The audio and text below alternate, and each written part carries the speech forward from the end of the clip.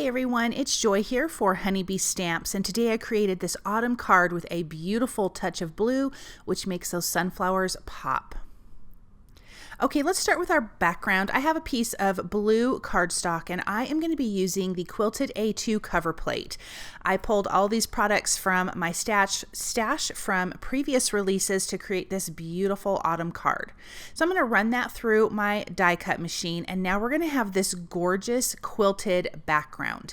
Then let's do a little bit of ink blending. Now I started with ground espresso. I thought I was going to do brown. I didn't love it, but I left it in to show you guys that if you do like the brown, you could definitely ink blend it this way. But I brought in black soot, and then I also brought in Uncharted Mariner to kind of blend that black soot into this colored cardstock to soften up the edges. And it just gave it this nice little dark background. Then I have my Lovely Layers sunflowers, and I love this die set. I have die cut it from yellow cardstock, and then I'm using wild honey to give it some darker areas. We want to give this sunflower some character, so adding a little bit of that is super helpful in creating an interesting look on your die cuts. Doing some ink blending is always a plus in my book to make these come alive. Then I ink blended the centers. I die cut those from two different color brown stalks. Now these two smaller sunflowers here are from the, oh gosh, where are they from? The Lovely Layers Mini Fall Florals, I think is what it is. I already had those from a project from forever ago, so I just pulled those out because I tucked them in my die machine, or excuse me, in my die cut package, and I'm going to use them on this project. Then I am using Rustic Wilderness on some green cardstock die cut leaves. The smaller leaves are die cut from the Mini Fall Florals, and then the larger leaves are from the sunflowers. So just adding a little bit of darker color. This is a fun way. Go into your stash, find the things you have. If you have little die cuts that you saved, use them on a project. So I already had those little sunflowers put together completely. And so I thought that's perfect to go on this card. So now we're getting our sunflower adhered, and I do like to lift up the petals to give them a little bit more dimension. I don't like to glue everything down. If you notice, I only added my glue in the center because I want everything else to move freely. That's going to give you dimension without having to add foam adhesive behind your images.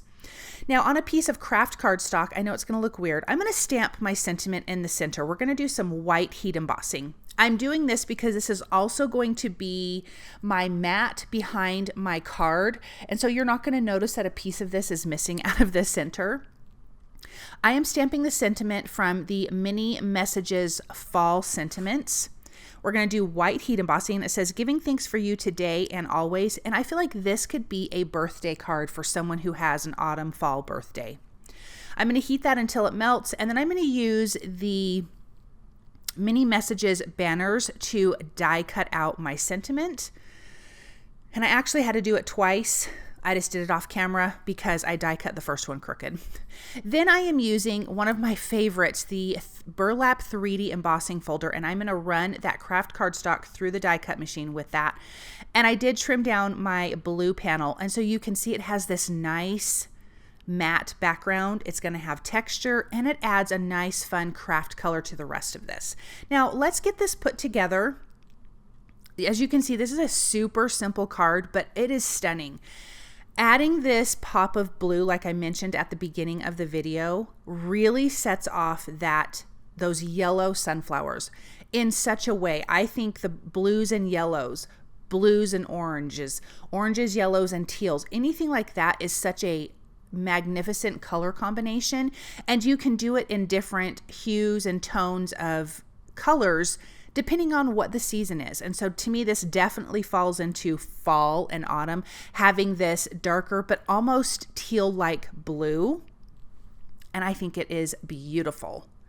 I'm going to place my sentiment right in this bottom open space. It was perfect to have a long sentiment, which is partly why I chose this one. I thought that would be fun. And I love to have smaller font sentiments on my cards. That is one of my favorite things. I love a big bold sentiment, but these smaller ones I think are kind of my favorite. let me add a few of these, and then we're going to do one more thing to this background, which obviously all of it's optional, but this is very optional. We're going to do some white splatter. I felt like it just needed a little something extra. So I just grabbed a piece of scrap paper and placed that over my sentiment because I did not want splatter on my sentiment. I'm using a white luster marker and just splattering all over the background till I got what I wanted. And I did a pretty, good amount of splatter. I'm going to adhere that to a white A2 size card base. I'm going to place that down, and then we can take a look at this up close. Look at how beautiful this is, but it was so quick and easy to put together. We started with colored cardstock, added a little bit of ink blending, did a little bit of background dye for our blue, and it turned out beautiful. Thank you guys so much for stopping by and watching. I hope that you feel inspired by this project, and I hope you guys have an amazing day. Bye.